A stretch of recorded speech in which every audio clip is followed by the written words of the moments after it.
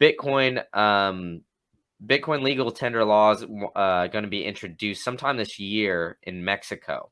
So that's just south of us here in the United States. But Indira Kempis, which is the Nuevo Leon senator, visited El Salvador earlier this year and basically, really liked what they're doing in El Salvador with Bitcoin legal tender. And I mean, to be honest, how could you not? They're developing the country rapidly. They just opened up a full like veterinary hospital that was basically all funded because of them making Bitcoin legal tender. And more and more of these Latin American countries, like Mexico, are taking notice of the success of El Salvador uh, turning Bitcoin into legal tender.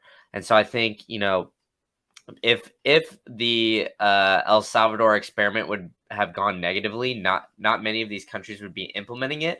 But obviously, they're doing something right there, and they're seeing a lot of positives come out of it. And so LATAM is kind of taking notice. What do you think about all this?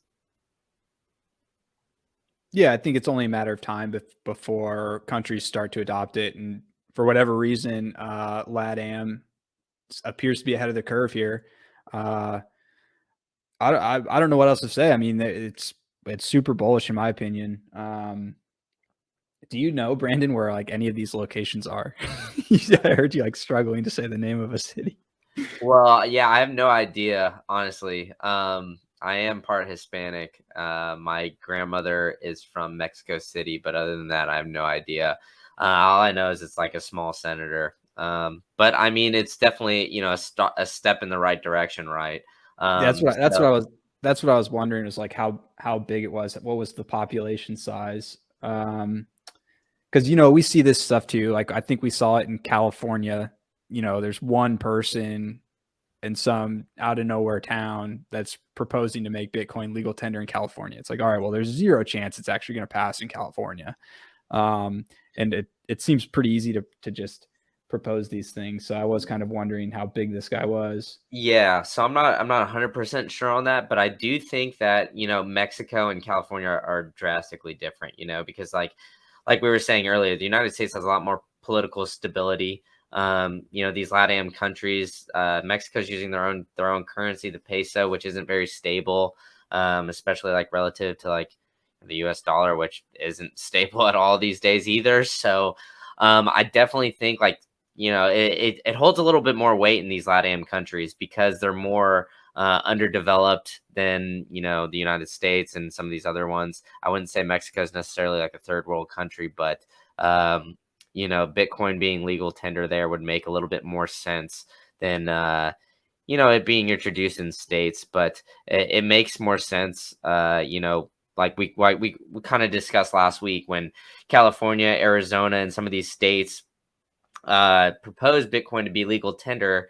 It's mostly because like we were talking about, like it's almost like Europe at a point where these southern states stayed open and they're suffering from the policies of other major states like California and New York that shut down their economies and everything like that, where states like Florida and Tennessee and Texas and Arizona stayed open.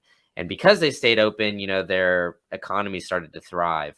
Um, so it is becoming a little bit more segregated in the United States, I feel. We're seeing a lot of people moving from blue to red states just because of them staying open.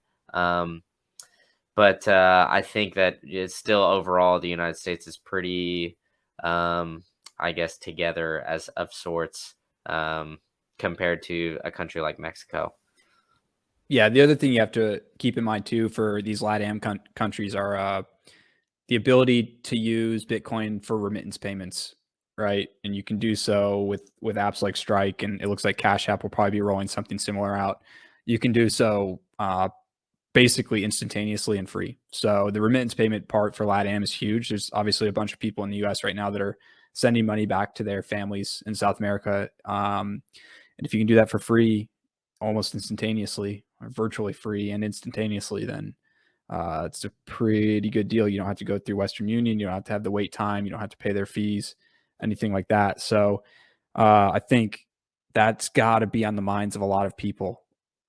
I mean, I would imagine it's on the minds of a lot of people, including politicians down south.